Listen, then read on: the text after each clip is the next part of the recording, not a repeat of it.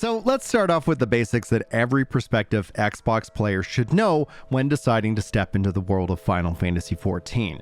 Now, I'm going to start off with, I think, one of the key aspects here. It's a fully cross-play game. That means every platform plays together, but this is a game that also is not cross-buy. You do get your cross-play, you get your cross-progression, so whether you want to start on Xbox, continue on PC, jump over into the PlayStation environment, your character is your character, and there's nothing extra you need to do. This just happens automatically, all behind the scenes. It's smooth, it's seamless, and it's amazing. But you would need to purchase the game because everybody wants to get paid. Everybody wants that 30% on the game sale. Now, questions about Game Pass are a good type of question. I do not think this game will be dropping into Game Pass anytime soon, being that it is a subscription-based MMORPG. But wait, I can save you countless amounts of money before you worry about the fact that it's subscription, because it has a massive free trial that will include hundreds of hours of content without spending a single dime or subscription. You get the base game,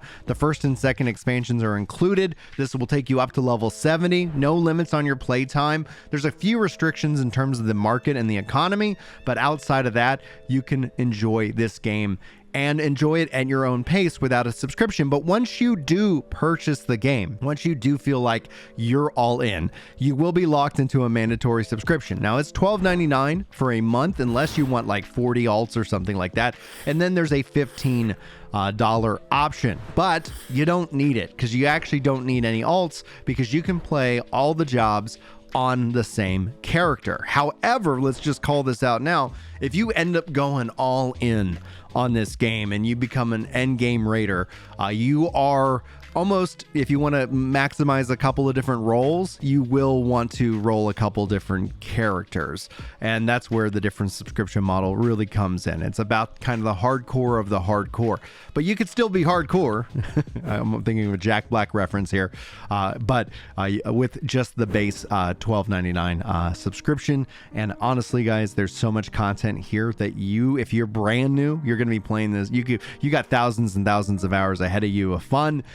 Which I think essentially the cost of this game is relatively great, because there is no pay to win. There is no ability to sit here and spend money and beat somebody else out of oblivion. That's the strength of a subscription MMORPG in terms of its community and in terms of the value that it gives you. But I'm not alone in this propaganda here. Obviously, I want to shout out PMS Jordan. You can follow her over on X. She's our resident Final Fantasy XIV propagandist. I'll include a link to her Twitter, her X platform, down in the description. So please go give her a follow. I really always enjoy what she has to share. But Final Fantasy XIV is actually entering into its 11th year as a theme park MMO. This makes it its 14th year since it first released.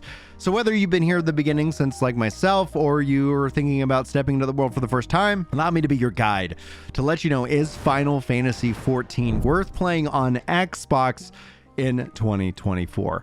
I already mentioned the free trial. We already talked about that at the start of this video. That's going to give you a Realm Reborn, Heavensward, and Stormblood. What you would have to then purchase, because purchasing this game can be a little bit of it isn't as intuitive as you would hope that it would be, but they have two other expansions, Shadowbringers, and the current one, Endwalker, and the one that is on its way, Dawntrail. Now, the beta for Xbox launches on January the 16th, unless there's some kind of delay. But at the time of this recording, January 16th, and it should be launching officially sometime in February or early March. I cannot wait for you guys to go hands-on with it. Dawntrail, if you decide just to purchase that version, will give you all the previous expansions. So when Dawntrail launches, it will give you, Shadowbringers, Endwalker, and of course Dawntrail.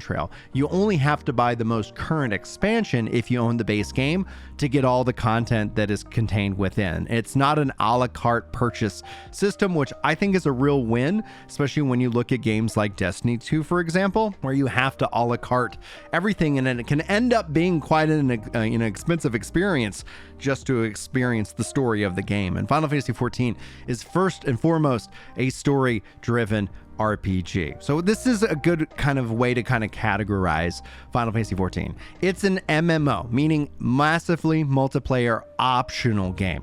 You can experience probably 99% of this game completely solo player, and that's again, that free trial comes into play. But if you are purchased, you're not necessarily always being forced to interact with other players. You will see them running around in the cities and in the open world, which is always a treat. I find that something to be a very beautiful thing about these kind of games. But when it's all said and done, you do not need to step into this world and do the dungeons and stuff with other players. You can take NPCs with you. Now, I think there's some improvement that they could make in this vein, where maybe they would let you, if you have a buddy, like team up with your NPCs. If you still want to kind of keep it just between two of you, hopefully we'll see that change in the future, but that is not in yet. You can either play this game solo, you can play this game in a 4-player sense, you can play this game in an 8-player sense, but for mixed matching parties like 2 or 3, unfortunately, you're not going to have that flexibility. You will have to be match made in with another player. And that's also, if you're curious from a time saving perspective,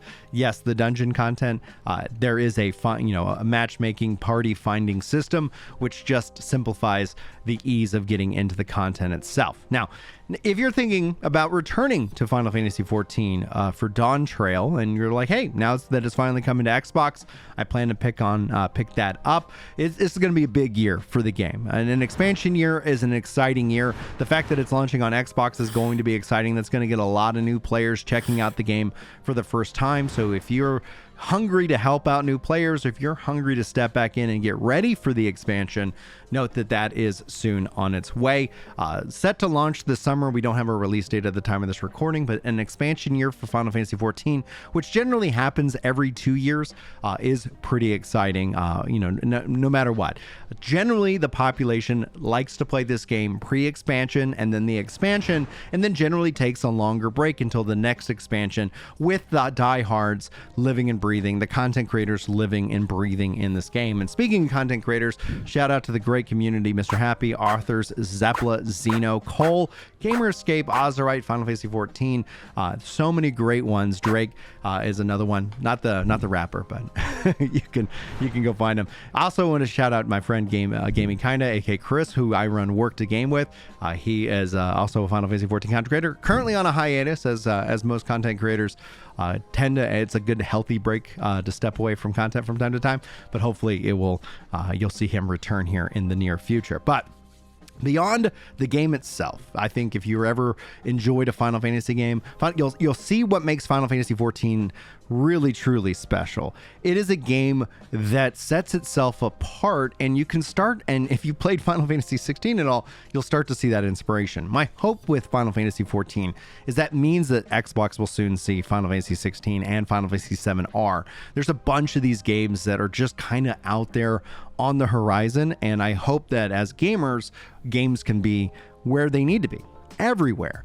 But content-wise, as this game has thousands of hours of content, what do you do when there's not enough content to enjoy? Well, we got you covered too. We got drama. Final Fantasy XIV has no shortage of drama, as to be expected with any online game. There's so much drama, and in and of itself means we're going to see drama reacts. That is a whole thing. Even Asmongold will jump in on moments that you'll usually find him just agreeing with whatever the majority is saying. Sure, here we go. Oh boy. That's one thing. I agree with that, bro. Like, yeah, that's actually true. This is a very good insight. I think that being a one game, I agree with that. He is right. I definitely agree with him. All right, boys, let's see it. Myself, okay, right? Okay, all right. And him sticking up for himself is talking about me. That's cool. Like All right. 1,000 fucking videos. Yeah. Poking and poking and poking. That's like someone saying Pyromancer's not that bad. He's a kid, right? Right, You're fucking full of shit, dude. You're so full of shit. I came over and gave the game a chance. Let's Pyro go. off Phase and then sit two. here and Phase poke two. him in the chat and fucking type wham. Phase type two. Here we baby go. rage in the chat, because go. that's all we're good for. That's what our life amounts to. Here we go. Oh. You guys are such low fucking IQ, dude. Yeah, Look at true. your dumb ass remarks in the chat, bro. I know a lot of people are saying, oh, it's the smartest thing he ever did to not be on Twitter. He needs to get off Twitter and get his shit together. No, Pyro, I don't want you to get your shit together. Well, I kind of do. I want you to get your shit together in real life. But if you could keep acting like a clown on social media, that would be really good. Yo, fucking true. The whole hour, and I've got to pick apart. Oh well, this is what I mean. And then after this, I will probably clip it, and then he's gonna do another hour react, and then I'm gonna have to listen to the next hour. Oh, what the fuck are we doing, dude? God. She literally completely missed my point. She has no fucking clue what I'm talking about. That not everybody can do it. I'm not saying they need to, like, I'm not saying they need to. I believe that. Yeah. I believe that for sure. Nobody read the shit. So well done, Asmongold. Well done. Anyhow, I wish you guys all the best. Final Fantasy 14, I think, is going to be a great time to step into the world on Xbox, or return if you decide you want to be able to play on this console. And thank you guys so much for checking out this video. If you feel like it earns it, like, sub, leave a comment below. I'm very curious about your thoughts, if you're going to be picking the game up on Xbox or not. And yeah, guys, we got so much more in store for you this year alone. So thank you. Hope you have a great day. Hopefully I'll see you next time. But until then, take care.